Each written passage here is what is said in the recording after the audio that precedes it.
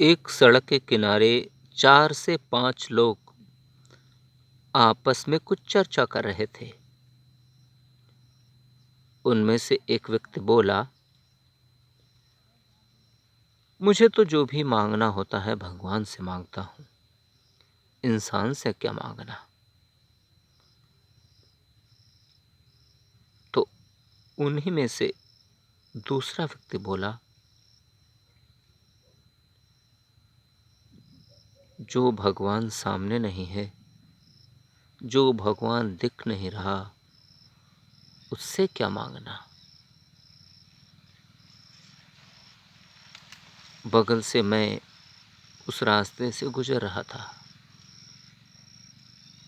ये बातें सुनकर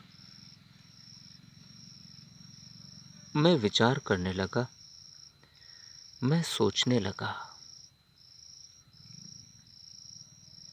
कि तुम उन भगवान से क्यों मांगोगे। उन भगवान का तुम्हारे सामने अस्तित्व ही क्या है। तुम तो स्वयं ही भगवान हो। लगता तो कुछ ऐसा ही है। तुम्हारी बातों से तो कुछ ऐसा ही आभास होता है कि तुम स्वयं ही भगवान का रूप खुद को महसूस कर रहे हो।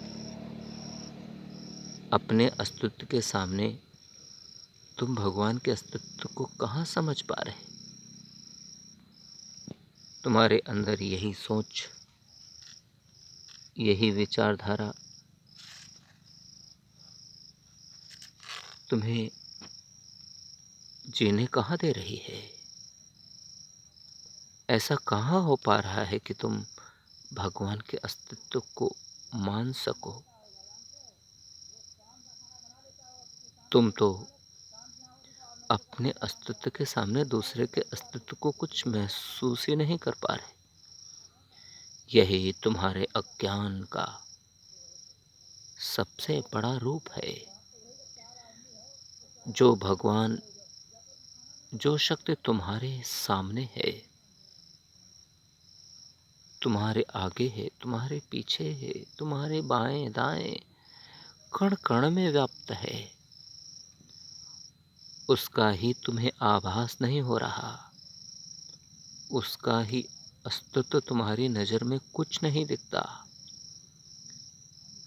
और यदि ऐसी सोच है, ऐसी विचारधारा है, तो वो भगवान तुम्हारे समक्ष आकर क्या करेंगे।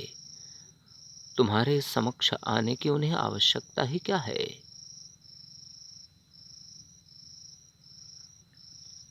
तुम्हारी ज्ञान की आंखों के सामने जो अज्ञान का अंधियारा छाया हुआ है, अज्ञान का जाला लटका हुआ है, वह तुम्हें संभलने कहाँ दे रहा है। उसी के कारण तुमने केवल और केवल अपने अस्तित्व को महसूस करके भगवान के अस्तित्व पर प्रश्न चिन्ह लगाने का तो साहस किया है। यदि इतने जघन्य दुस्साहस करोगे तो तुम्हें जीवन के सुख कहाँ प्राप्त हो पाएंगे। तुम्हारे सामने भगवान का साक्षात्कार कहाँ हो सकेगा। इसका अर्थ तो यही है कि तुम इस अज्ञान के कारण अपने ही अस्तित्व को पहचान नहीं पा रहे। जो तुम्हारा जीवन क्षणभंगुर है, नश्वर है, बस भुसाता रेत का महल सा है, वही तुम्हें अपना जीवन अटल सा लग रहा है। पर यह ध्यान रहे, ये अटल नहीं हो सकता, ये अमर नहीं हो सकता। इसे भी एक दिन ढलना होगा, एक दिन नष्ट होना होगा, समाप्त होना होगा। तब तुम्हें ये सवाल नहीं ध्यान रहेंगे, तब तुम्हारे अंदर यह सोच तुम्हें बचा नहीं सकेगी। आज भले ही तुम इस प्रकार की बड़ी बड़ी बातें करके अपने अहंकार के इस पुलिंदे को संभाल कर रखने की कोशिश कर पाओ तो करते रहो। उस अहंकार के पुलिंदे को बढ़ाना है तो बढ़ाते रहो, पर एक समय जरूर आएगा जब इस पुलिंदे के नीचे दबकर तुम्हारा सब कुछ नष्ट हो चुका होगा।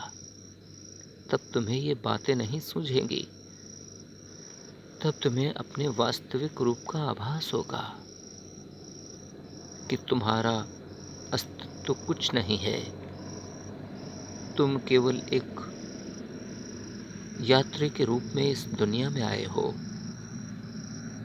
वास्तविक रूप में उन विधाता का, उन परमात्मा का, उन भगवान का ही अस्तित्व सत्य है, शाश्वत है। बाकी यह सब कुछ नश्वर है। और तब यदि आभास हुआ तो क्या आभास हुआ? इस आभास को पाकर भी तुम्हारा कल्याण कहाँ हो सकेगा? यदि ये भ्रम अभी टूट जाए, यह अज्ञान अभी छट जाए, तो शायद ये ज्ञान की राह तुम्हें एक नई राह की ओर ले जा सके, जिसके माध्यम से तुम सत्कर्मों की ओर बढ़ सको, परमार्थ की ओर बढ़ सको, विधाता की शरण में पहुंच सको। उन विधाता की शरण में पहुंचे बिना जीवन का कल्याण कहाँ सुनिश्चित हो सकेगा? और तब होगा तो इसका कोई महत्व नहीं होगा, तब तक बहुत देर हो चुकी होगी। भलाई तो इसी में है। इतने बड़े बड़े अहंकारों को परित्यजित करके, त्याग कर परमार्थ की ओर बढ़ने की कोशिश हो। अपने अंतर आत्मा के चक्षुओं के सामने के अंधियारे को हटाने की आवश्यकता है। यह अज्ञान का अंधियारा कैसे छटेगा? ज्ञान की प्रकाश की पुंज से। ये किसी भी माध्यम से ज्ञान की प्रकाश की पुंज तुम्हारे मस्तिष्क में पहुंच जाए तो निश्चित ही जीवन में नया परिवर्तन हो सकता है। यह तो